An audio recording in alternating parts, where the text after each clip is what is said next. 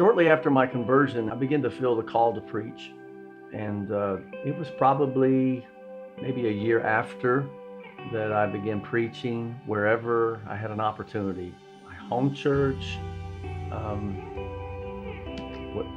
if somebody asked me, I'd go to preach. I remember preaching my first revival and my only revival in Jeffersonville, Kentucky. And that was like a year before we were married, right? And anyway, I just listened to a recording of that. My father or mother had recorded it on a portable cassette recorder. And oh, I cringed when I heard myself. And sometimes I still cringe when I hear myself. The Bible says that He has given him a name that's above every name, that at the name of Jesus, every knee's got to bow in heaven, every knee's got to bow on earth, every knee's got to bow on the earth. Hell, Satan's got to bow the knee at the name of Jesus. Well, he was a young man and he was a good Christian man, and we needed a good man preacher. So I figured he'd make a good one. So yes, I voted for him to be their pastor.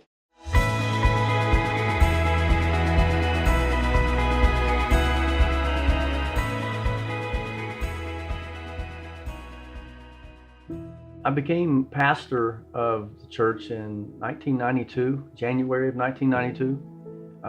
There was a small gathering of 20, 25 people. I remember 9 of those people were our family members. Joyce led the singing. Her mother helped her sing. Bev, her sister, played the drums. My mother played the piano. My father would lead the service because early on I even played the bass.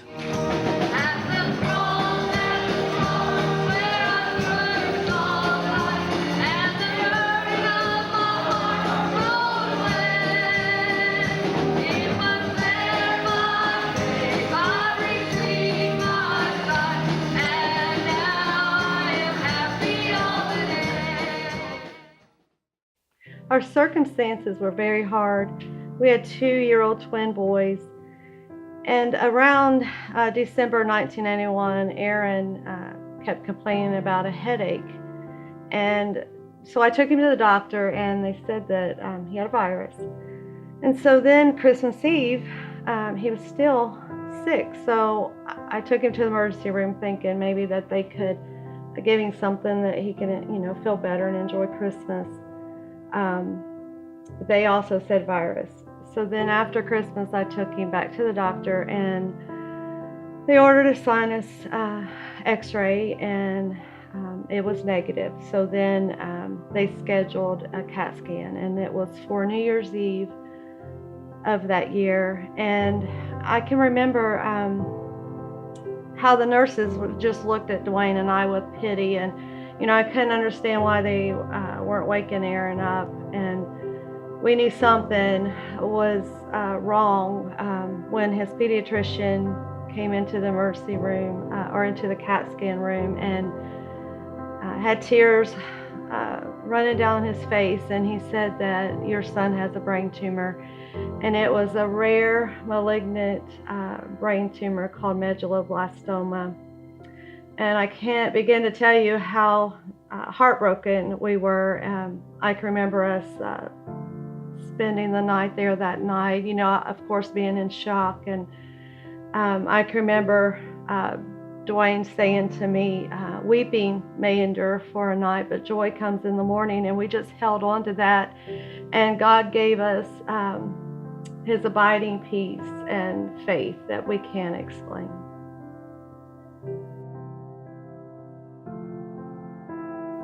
Aaron would have brain surgery. And then 2 weeks after his brain surgery, they asked me to pastor the church. It wasn't an ideal time with Aaron and the situation what was going on, but I felt the call of God, and we decided to go ahead and do it. The circumstances were not good. The church had about 40 people in it at one time, and then there was a group of them that decided they wanted to start their own church, and they left. And then the pastor decides he wants to resign. He doesn't want to pastor any longer, and so that left me, and I became the pastor. We essentially went in and just started over, changed a lot of things, and even changed the name to what is called today Community Harvest Church. Larry kept telling me about Dwayne Harney, and that because he worked with him at Dayton Progress, and about this church. And I think he went and visited without me one Wednesday night, and then that Dwayne finally took it over and wanted to know if we'd start coming and helping out. So finally we agreed to do that, and so that was 25 years ago. There's actually about 20 people, maybe a few more, when we started the church. We had 75 people get saved the first year we were open. That shows you how God was working in this. On a Wednesday night in 1992, I went to church in Germantown, to this little church, and 25 years later I'm still here. And so I just want to tell you that it's just been a blessing to be able to be a part of this church for the last 25 years and see how we've grown and all the wonderful blessings and miracles that we've had. And it's a fantastic church. And I always would say that I was double blessed because I had the best pastor in the whole wide world, and I had the best boss in the whole wide world. I came to Community Harvest Church in November of 1992. A friend of mine had told me this little church on Market Street was really good, so we were looking for a church. So we came and went in, and Ed Metcalf come through the back of the building clapping, and I asked Larry Cole, I said, "Is that the pastor?" He said, "Oh no." Well, the pastor and Joyce came in, and they said, "Now that's the pastor." I said, "Oh my goodness, no, he's too young. We won't be staying here." But we loved it. We loved Dwayne. We loved the church. It's just been the best 25 years of my life. I've grown in every aspect. I mean, there's just no way I could even express what they have done for me. They've been a friend. He's been my best pastor. He's the best pastor I've ever had. He's the best preacher I've ever heard. When we went into the building that we're in now, he asked me, he said, "Do you think we should get some big name preacher to come in?" I said, "No, we've already got the best." When I walked in that little church down on Market Street, and those people began to worship the Lord, I knew I had come to a good place. And I knew that's where God had sent me very shortly after I came here. I fit like a glove in that church then and now. I've been here since probably, I think it was February of 1993. And when the praise and worship team got up, I knew they were the real deal. And when Pastor Harney stood up, I knew he was the real deal, because there was nothing fake or phony about him. He was just a down-to-earth, godly man delivering the word of God. And I knew beyond a shadow of a doubt that this church was on its way. And I knew that God had a plan for this church, and I knew I would be a part of it. And I looked up at Pastor, and the Lord said to me as clear as he ever said anything. He said he knows this thing is bigger than he is. And I know he did then, and I know he still does.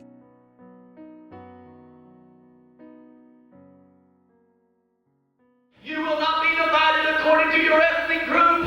You will not be divided according to your social standing. You will not be divided according to the color of your skin, whether you're rich or poor, but you'll be saved and unsaved, righteous and unrighteous, holy and unholy. I didn't know the first thing about being a pastor. I had no formal training. That is, I had not been to Bible college at that time. I did do some coursework, and studied, but I just hadn't had any formal training. Since then, God's blessed me to where I've been able to have an education in theology. But at that time, I had none, and I had preached everything that I new to preach to those people already. So I didn't even know how in the world I was going to preach on Sunday morning, Sunday night, Wednesday night, and on top of it with working full-time job and trying to take care of my family, my sick boy. Just the burden of it was overwhelming. I didn't think I could do it, but it did force me to be totally dependent upon God. About a year after we started pastoring, Aaron passed away on December 12, 1992, sleeping beside his daddy and I.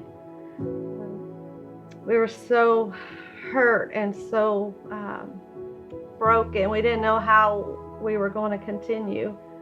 I didn't want to continue to live. Didn't know how we were going to continue to pastor. I can remember my husband, after we left the hospital, after Aaron had passed away and we came home, I can remember finding him in his parents' room, and he had his head in his hands and he was saying, how can I ever preach on healing? Because we believed for Aaron's healing until his last breath. We were believing for a miracle. But we are thankful that we had another son. God blessed us with Nathaniel, means gift of God. And he was our gift, and with him and the call, it kept us going. You see, we didn't understand.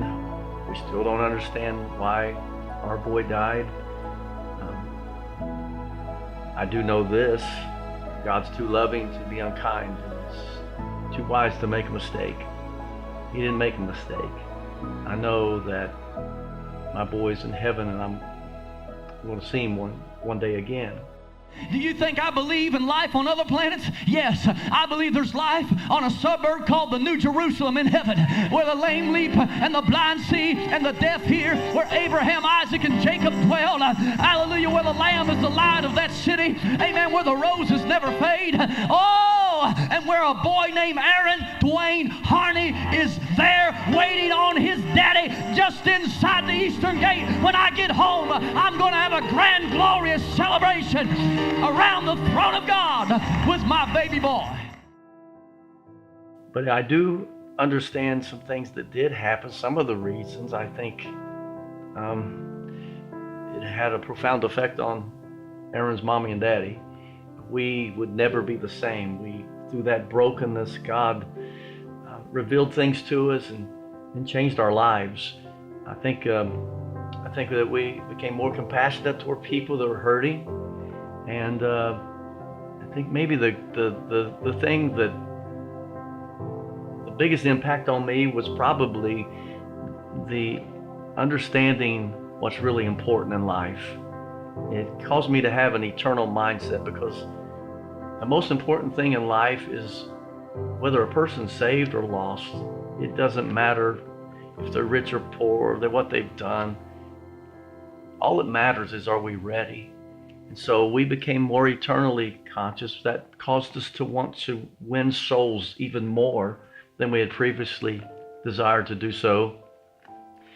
And from there on, our church focus would be, our motto would be, our focus is Christ, our mission is souls.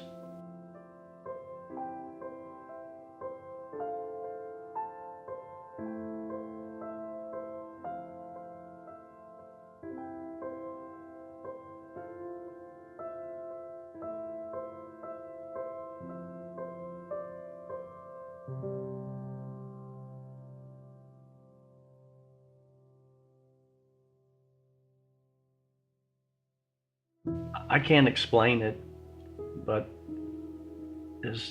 after Aaron's death, our church just began to grow, and just kept growing.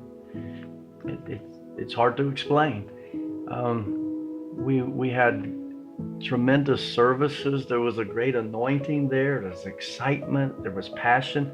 I think we didn't realize it, but we were in the midst of a revival. It just seemed like God, out of heartache and tragedy, just did something great and wonderful. we were all amazed, and I'm still amazed at what God did.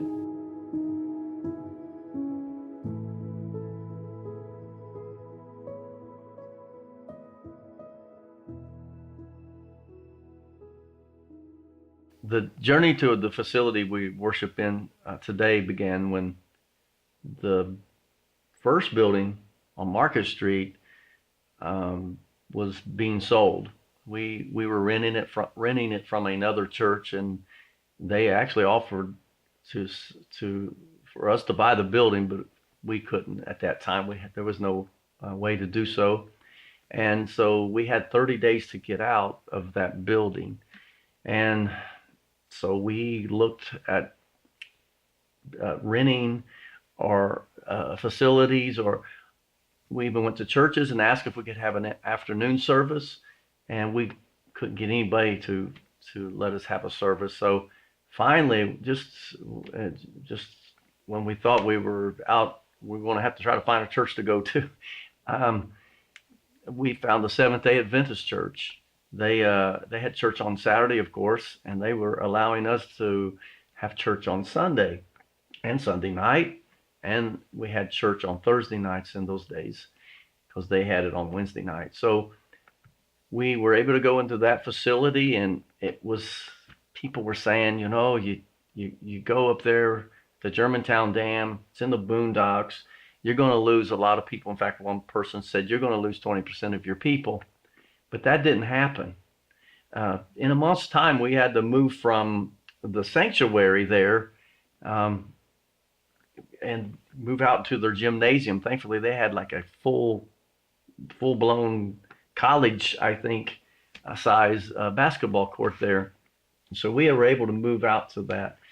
And so with no church sign, or it said Seventh-day Adventist on the church sign, out in the boondocks, hard folding chairs on a gymnasium floor, God started blessing, and we started growing, and we continue to grow to this day. In 1993, my sisters Shanoa and Sarah went to a little church in Germantown called Community Harvest Church, and they gave their lives to the Lord. Soon after, they began to attend the prayer meetings, and it's my understanding that the church prayed specifically for me on many occasions in those prayer meetings. God honored their prayers, and I'm proud to say that on January 9th, 1994, I too gave my life to the Lord through the preaching ministry of Pastor Dwayne Harney. Shortly after I was saved, I felt the call of God to preach the gospel. Jesus is the answer. That's right. Amen. All you have to do is come and hit this altar, or hit that chair, or hit your bed at night, whatever, and just say, Lord, I need help. I can't do it in my own power. Pastor Dwayne was instrumental in discipling me and teaching me first and foremost what it means to be a Christian, teaching me what it means to be a preacher, how to prepare a Bible message, how to be in ministry, and what it means to have a successful ministry. These are life lessons that I carry with me even to this day, almost 24 years later.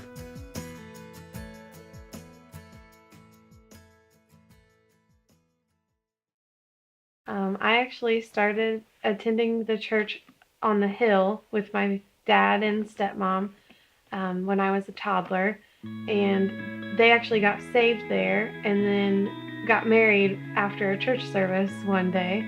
I first attended CHC in the spring of 1993 with my parents to the church on the hill. I was 6 years old.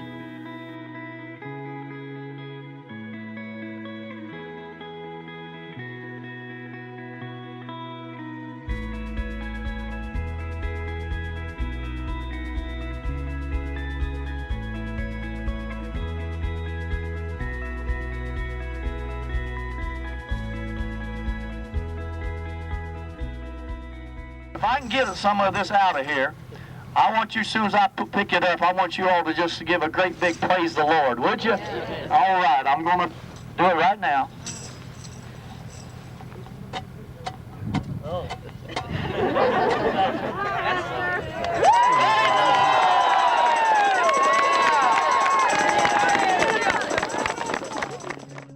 Shortly after we purchased the land, we began building the facility that we're in today.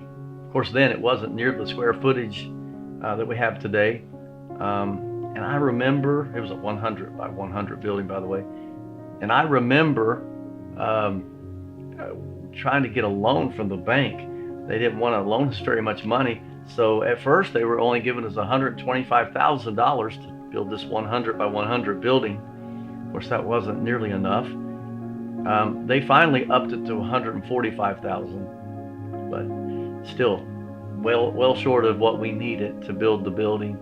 So we had to do it ourselves. The congregation pitched in. At that time I went full time, and I needed to because we had to get this done somehow ourselves.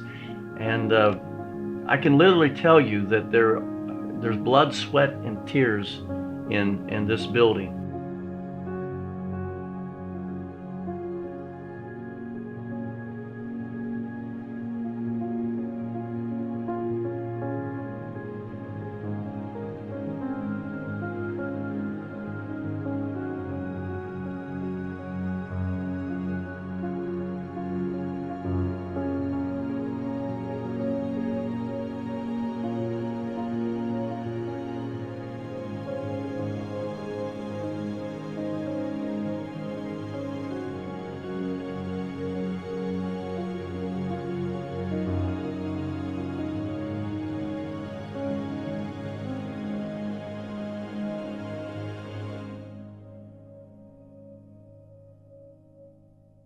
In January of 1996, we moved into our new facility.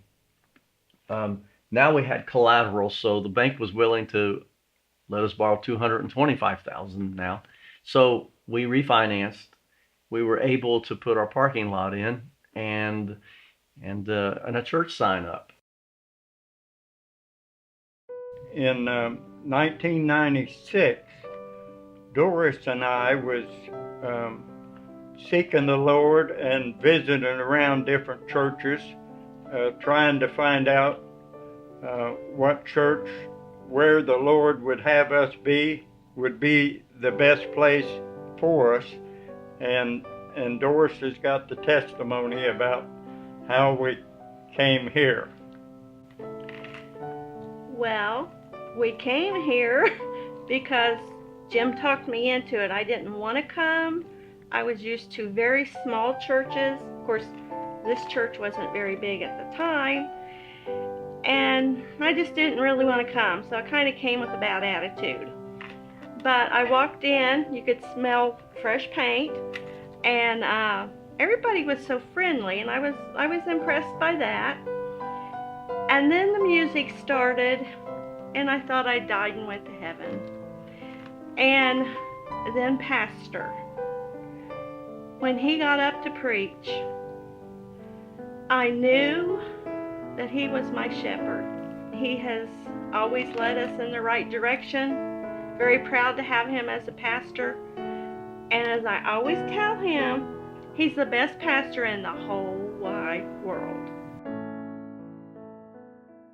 And then in 1997, we were continuing to grow, and so the kids didn't have enough room there were so many kids here.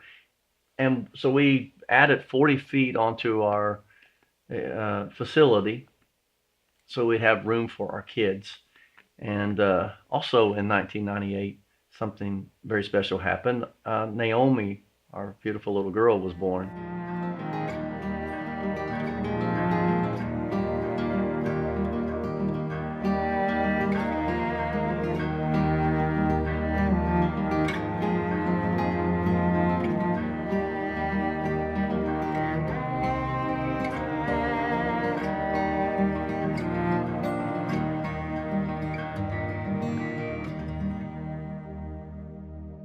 It's been a privilege and an honor for me to have this church as a part of my spiritual heritage.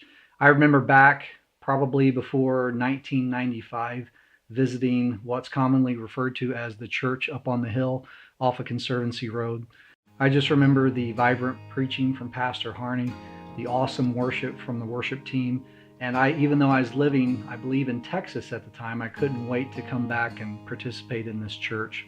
Not too long after that, I had a meeting with Pastor Harney, and he invited me to come back to the area, to Ohio, and to become his youth pastor, which I was the youth pastor here from about 1998 till about 2002. I came when I was a junior high student, and that was around the year 2000. My family became members in 2002. I grew up in the youth group and started with Pastor Toby way back in the day. And right when I started coming, that's when he felt the call to go to California. So it was an exciting but heartbreaking time for me making those transitions. But the good thing that happened out of all that was the fact that Jake, which is her dad, Jake and Sherry became my youth pastor. So I grew up under their leadership as a junior high and high school student in what was at that time Teen Mania Ministries. And so we grew up together in that youth group. We didn't have any brick on our building or a porch or anything. It was just a metal building, and some people called it the barn church, which I wasn't crazy about. So in 1999, we were able to add a porch and put some brick on the front, made it look a little more like a church. And then in 2003, God blessed us. We were able to purchase 10 more acres, which gave us a total of 15. And by the way, we actually have 16 acres now because of a deal we made with the city. So thank God for that, the 10 acres that we're able to purchase, because now we have the ability to expand. Our live nativity is on the property we purchased, and we purchased it for $160,000, and our people just faithfully gave, and we were able to pay that off as we had been paying everything off. The 40-foot addition, everything was getting paid off, and in fact, in 2006, we were able to pay off our original mortgage, and we owed nothing. Mike and I have been at Community Harvest Church since 2003. That means we've been here for about 14 years. We had a couple of friends that knew we were looking for a church, and they had invited us to come to Community Harvest Church. And from the very first time that we attended a service here, we never left. We loved it, we feel so honored and blessed to be a part of Community Harvest Church.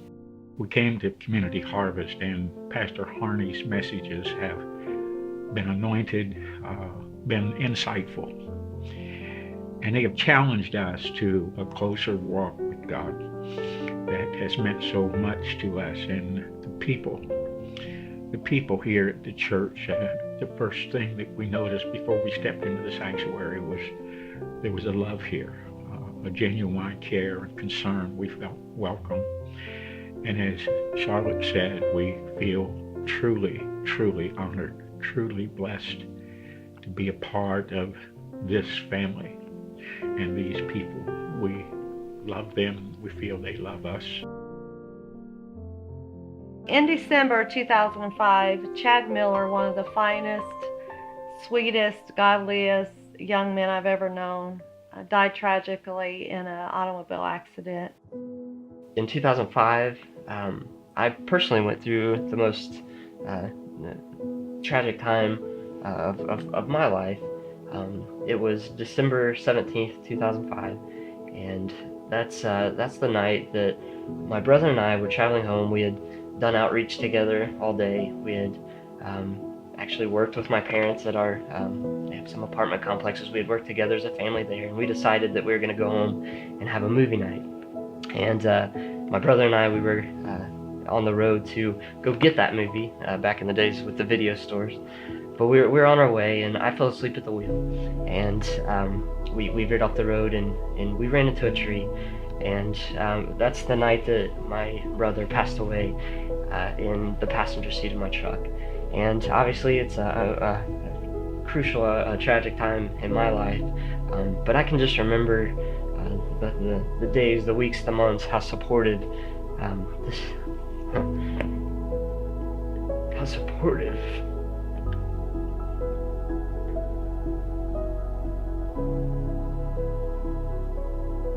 supportive this church family was to me.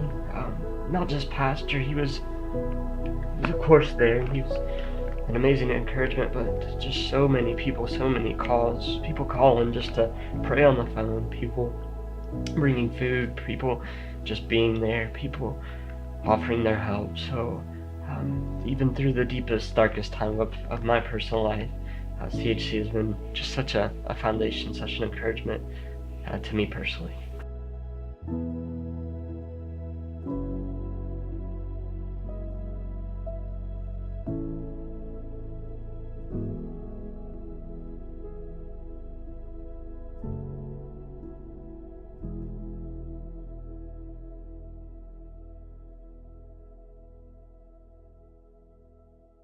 But as with my son Aaron, something happened. His death had an impact on youth all around us, and we couldn't house all the youth. So we added 50 more feet to the back of our church, and that is now called the Chad Miller Annex.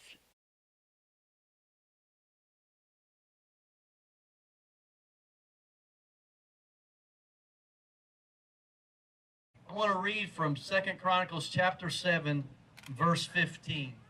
These are the words the Lord spoke to Solomon following the dedication of the temple. The Lord said, "Now my eyes will be open and my ears attentive to prayer made in this place. For now I have chosen and sanctified this house, that my name may be there forever, and my eyes and my heart will be there perpetually." This is the hope and the prayer of our new youth facility, the Chad Miller Annex, that God's presence will always be in this place. 3, 2, 1. Praise the Lord.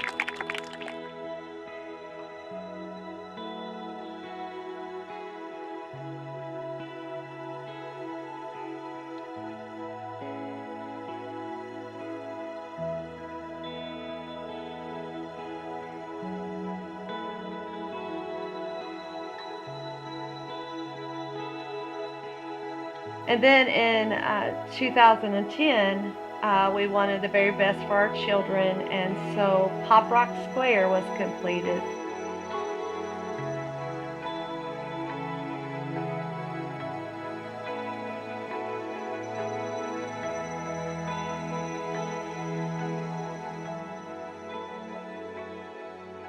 I knew Pastor from basketball, and came here because of one of the kids on my basketball team who passed away, Chad Miller. And after some circumstances in my life and some things happening, I reached out to Pastor in 2011 and started coming back and got saved here. And now I do ministry here. With my wife, we lead the young adults. My son attends, and our daughter attends church here now. So it's a place of family for us. With new facilities for our children and our teens, we needed to take the next step, and it was a big step of faith. We borrowed $1.4 million to renovate and remodel and to add to our existing building. We desperately needed adult classrooms, and so we did that. Our sanctuary needed to be updated, and we expanded our sanctuary by about 10 feet and just remodeled it. And we also added a nursery, a check-in area for our kids. And we did this amazingly during one of the worst times we've had since I've been living for our economy. It was a hard time. People were losing their jobs and they were losing their homes, and but we were able to pay that $1.4 million loan off in less than 5 years, and we have this great facility, nearly 26,000 square feet, and the 16 acres of land and the buildings that we have out there, the garage and the shelter that we recently built. We have all of that, and we don't owe one single dime on any of it. It's really, truly amazing that God has, through his people, accomplished what has been accomplished in 25 years. This 25th anniversary means the world to me. This church has been our life for the past 25 years. I know that God ordained that I would be the pastor of this church, and it's been a blessing, a privilege to pastor here. And when I think about our humble beginnings and how difficult it was, because it was so difficult, and just to think that God would take us and use us to be a part of his plan. It amazes me to see what God has done. Can you remember just not too long ago, we got to come a little late and we're driving down Weaver Road, and we just saw the cars. We're just amazed because we usually don't get to see, we're usually here earlier and we don't get to see all the cars, but just wow, God, you know, just look what you've done. It's amazing. Just to know that we've been able to have an impact on people's life, and if we can, God can use us. He can use anybody. I want you to know that. Yeah. We're nothing. We're the most unlikely to succeed, but God has used us, and I'm so thankful for that. To see hundreds come into the kingdom, and really thousands have come into the kingdom, have been saved, and broken homes have been put back together, and drug addicts have been set free. It's amazing. And to think of the people that have grown and under the ministry and have matured in the Lord, I get overwhelmed when I think about what God has done and how God can use anybody. And you know, the good thing is that he's not finished yet. Amen. I think he's going to do great and mighty things. In fact, that prayer that we always prayed, and I still pray this prayer, but back when there was just the 20 or 25 of us, when we said, God, do something so big that no man gets credit for it. Amen. I believe we haven't seen the result of those prayers just yet.